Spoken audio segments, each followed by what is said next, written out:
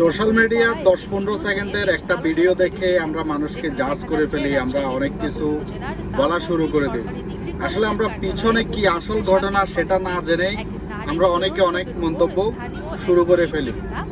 আপনারা ইতিমধ্যেই এই পুরুষ এবং কি মহিলার মারামারিটা দেখলেন, তো এটার পিছনের গল্প আসলে আমরা কেউ জানি না বা জানতাম না।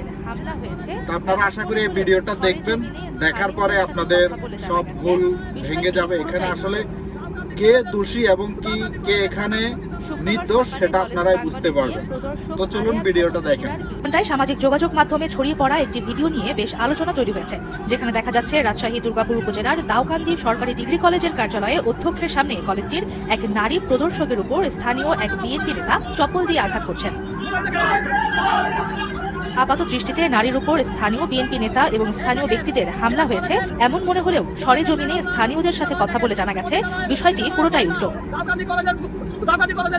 শুক্রবার সকালে কলেজ প্রাঙ্গণে গিয়ে প্রদর্শক আলেয়া খাতুন হীরার বিরুদ্ধে স্থানীয়দের মারধর, শিক্ষকদের সঙ্গে অসদাচরণ এবং একচ্ছত্র প্রভাব বিস্তারের অভিযোগ পাওয়া যায়। যাদের বিরুদ্ধে এই প্রদর্শককে মারধরের অভিযোগ, এমন চারজন জানালেন আলেয়া খাতুন অন্যায়ভাবে মন গড়া চাঁদাবাজির অভিযোগ করেছেন। চাঁদা চাওয়া বা অর্থ আদায়ের কোনো ঘটনাই ঘটেনি। আর পরীক্ষা শুরু হবার কথা বেলা 2টায়। তারা সেখানে তাফসিরুল কুরআন মাহফিলের দাওয়াতপত্র নিয়ে গিয়েছিলেন বেলা 11টা নাগাদ। তারা বলছেন অন্তত 5 জন বয়োবৃদ্ধ নাগরিক এই নারীর হাতে লাঞ্ছিত হন।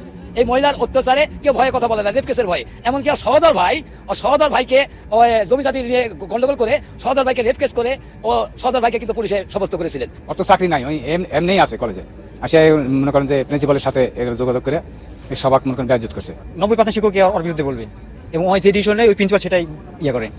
কলেজটির এক খণ্ডকালীন শিক্ষক এবং স্থানীয়রা জানান আলিয়া খাতুন দীর্ঘদিন ধরে তার সহকর্মীদের সঙ্গে অসৌজন্যমূলক আচরণ করে আসছিলেন। তিনি সবসময় অধ্যক্ষের আশেপাশে অবস্থান করেন এবং কলেজে একচ্ছত্র আধিপত্য বিস্তার করেন বলে অভিযোগ পাওয়া গেছে।